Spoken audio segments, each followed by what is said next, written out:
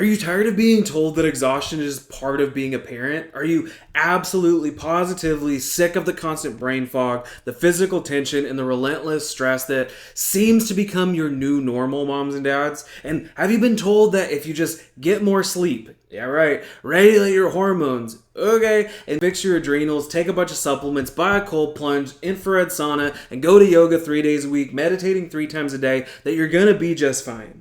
Real talk, we're the most stressed out, burnout, and wiped out generation of parents ever, but yet we have more access to wellness and biohacking than ever before. So what gives and what's really missing?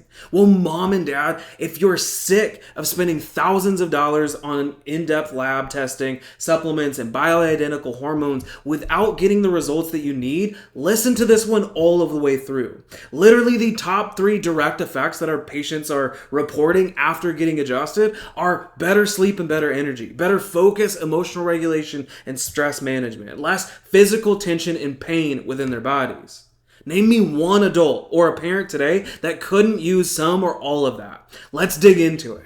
The American Psychological Association Stress in America reports, it indicates that 1/3 of parents rate their stress as high, 8, 9, or 10 on a 10-point scale. And parents of children with autism and special needs experience significantly higher levels of stress, anxiety, and fatigue compared to parents of typically developing children. And the research indicates that these parents often face unique challenges, including managing behavioral issues or coordinating multiple therapies and coping with societal misunderstandings.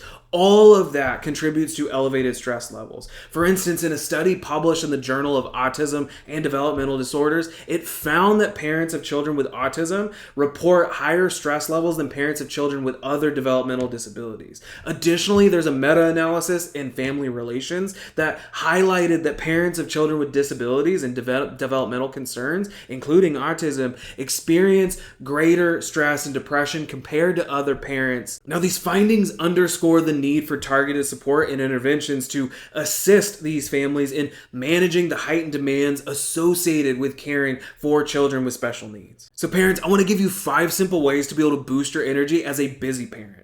First, we need to cultivate a supportive community and an environment. So getting around healthy, active, positive, healthy people as much as you possibly can. And in turn, staying away from unhealthy, lazy, complaining people as much as you possibly can. It's talked about in a lot of the holistic circles and whatnot that it literally takes a village to raise children, and we've gotten away from that. And it takes a village, or it takes a tribe to keep family units together as much as we possibly can. Number 2 is building your ideal week and the number of healthy outputs. So replace those overwhelming daily to-do lists with color-coded weekly and daily schedules. Yellow blocks are for self-care. Those are non-negotiable. Orange blocks are for work commitments. Pink blocks are for protected family time. You need to create achievable weekly check boxes instead of those endless to-do lists that focus on hitting consistent marks and outputs each week rather than having the perfect day all of the time. You need to be able to know your stress capacity and plan accordingly, to be able to build in recovery time and white space to just do or to just be. One of the most helpful pieces that we did within our household was getting a skylight calendar. It's a base calendar that sits on our counter within our kitchen that my phone, my wife's phone, our nanny's phone can all come to it. And then basically we load everything on the schedule. Who's going where, who's doing what time are these things happening, and we can access it anywhere within the world. Ta-da! We tried the Google Calendar thing and it didn't work, but that's been the most effective thing for us. This one's a big thing for me right now, and we'll talk about this quite a bit, is that movement is a secret weapon. So high intensity interval training for stress release and brain resets, or long form movement like walks and yoga or bowspring for sustained energy. The key here is variety. So mixing up your movement types is going to be crucial, but aiming for consistency over time is, one, going to build some momentum, but it's also going to create the discipline that's necessary for sustainability. One of the biggest concepts that I learned just over the past 3 months is what's called the floor to ceiling concept. And I wish I would have learned this years ago. But it's setting what your floor is and setting what your ceiling is. So within your ideal day, your ideal week, what your movement looks like, what your personal development looks like.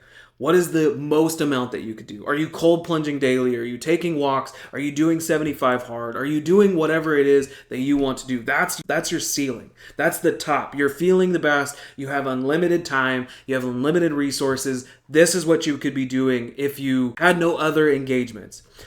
On the flip side, what is your ceiling? Or what is your floor? So right now for me, my floor is my daily gratitude journal and a long walk, 30 to 45 minutes. On the days that I'm not feeling well, I will do things closer to the floor because I'm still doing something to push progress moving forward, but I'm not getting down on myself because I didn't cold plunge and sauna and squat heavy weight and deadlift some crazy stuff and throw around some dumbbells and kettlebells. You got to be able to pick something and regulate or auto-regulate that within a day, every day, within a week to be able to determine what you can do, what's going to drive the needle forward, and what's going to continue to actually be sustainable for you. Because going balls to the wall and busting things out every single day of the week is not necessarily as effective or sustainable as figuring out what the least amount of work is. Not necessarily to do the least, but at least you have something put in place to where it's, if I don't feel great, if I didn't sleep well, if the kids are losing their marbles, I know that I can still do something that's going to push me closer to my goals or my health outcomes. Nourishment and supplementation get the biggest flack around all of this. So eating plenty of clean protein and healthy fats is crucial, as well as drinking a ton of water with electrolytes and minerals. I like LMNT and I like Relight for my electrolytes. For more of a dietary standpoint, I tend to lean more to like carnivore or true ketogenic, like Dr. Courtney Hunt teaches, where I'm focusing in on whole foods. As little ingredients as possible. Beef, steak, chicken, seafood, potatoes, rice, eggs, cheese. That's it. That's all I consume. And salt. Salt, of course, for everything. But that's it. The least amount of ingredients possible.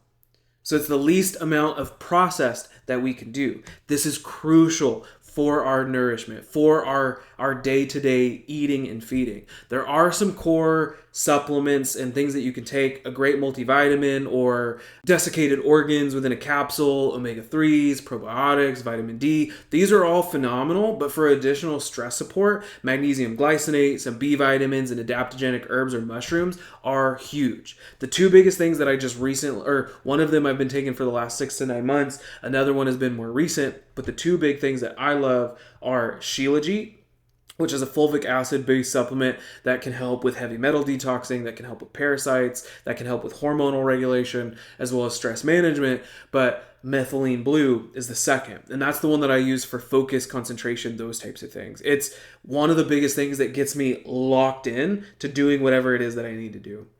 One of the biggest things when we talk about our nourishment and our movement is using technology positively. So fitness trackers like our Oura Ring, like a Polar, like a Garmin, like a Whoop strap gives us instant feedback of what's our recovery like, what's our sleep like. Are we staying stuck in a state of stress or are we trending towards more recovery? This is huge in terms of stress monitoring. I've recommended this to a couple patients before over the last couple of years. If you're an Apple Watch person, there's an app on there called Stress Monitor that will literally give you feedback.